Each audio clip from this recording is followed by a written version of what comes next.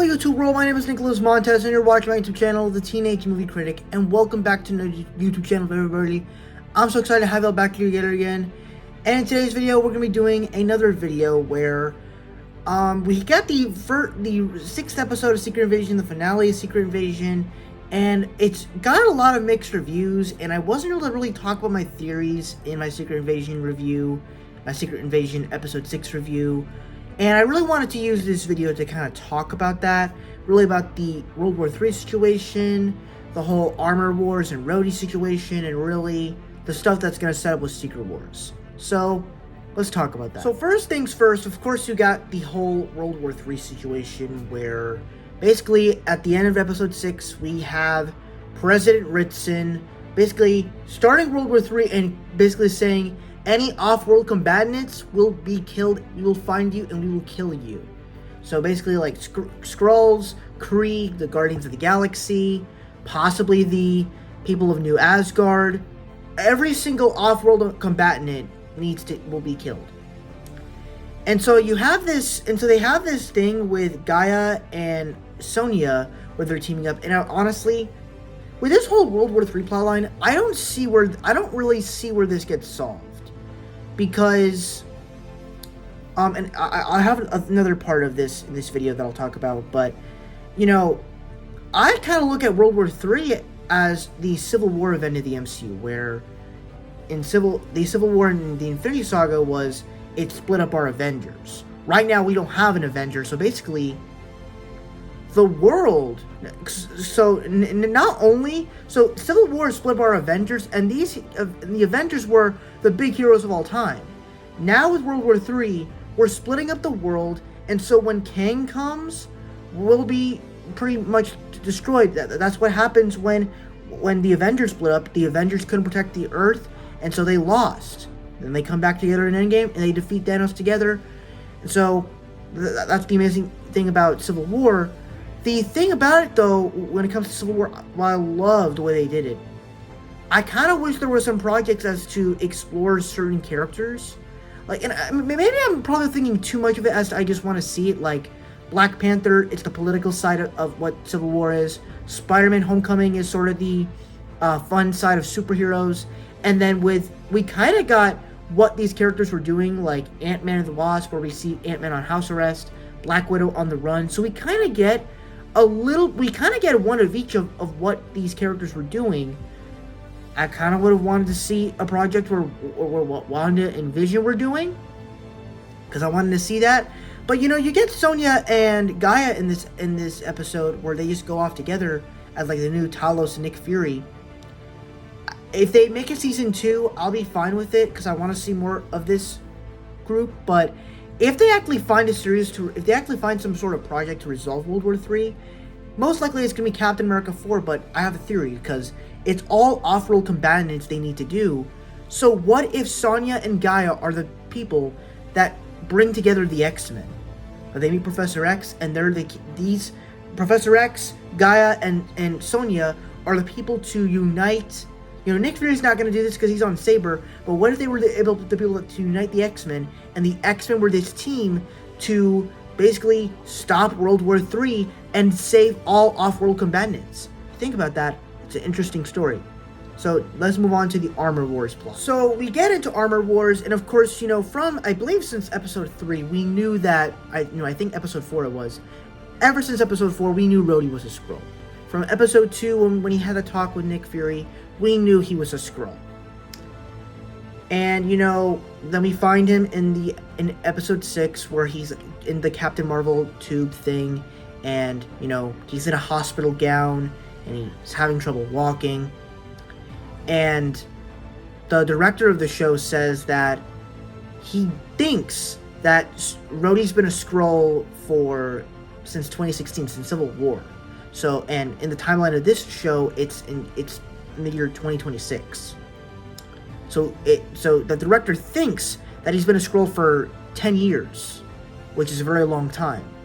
So he's not going to know about, you know, Infinity War, Endgame battle. He's not going to know about Tony's death. He's not going to know about the Secret Invasion.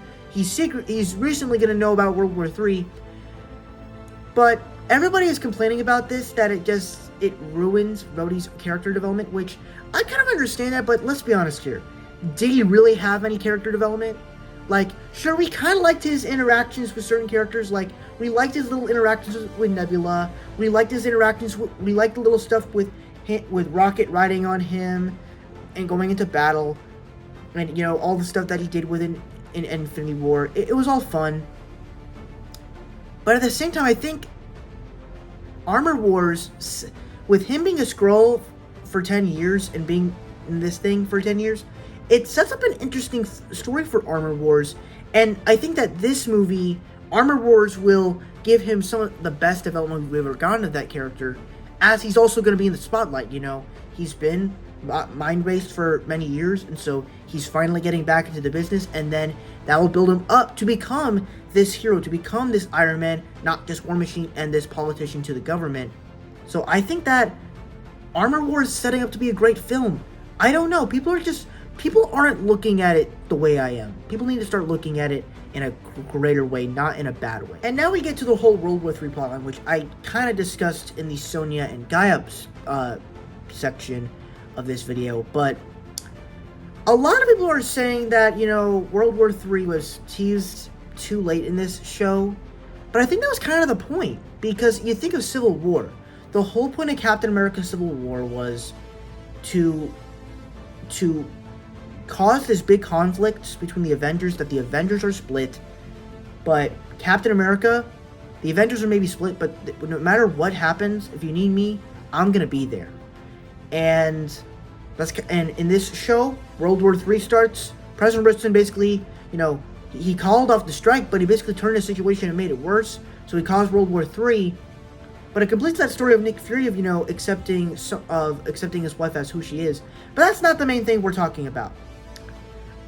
Everybody is saying that this is basically just setting up Secret Wars and Kang Dynasty very badly, which I don't really understand all that.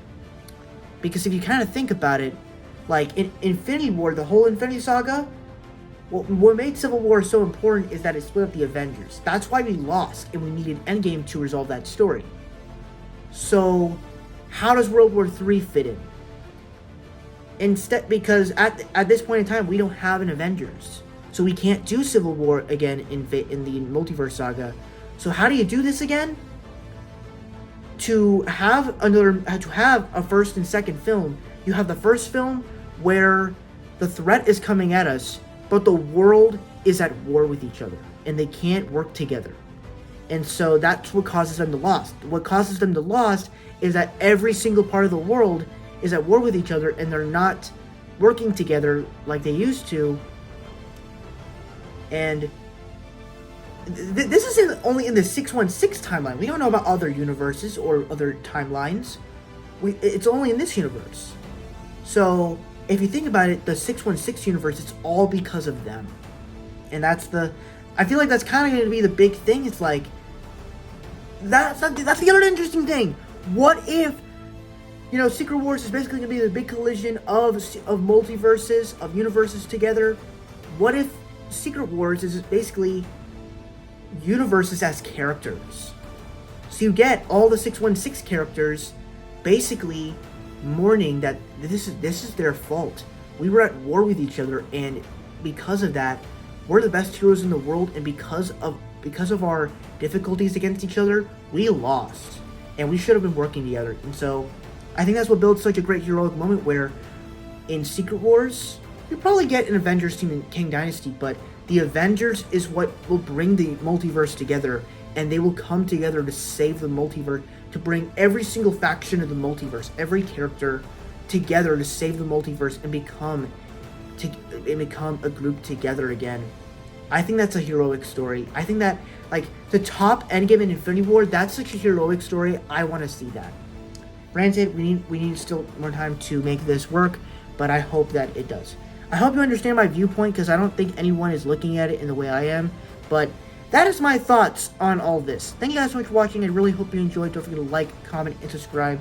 All my social media stuff is in the about section over there, and I will see you guys in the next video. Bye-bye.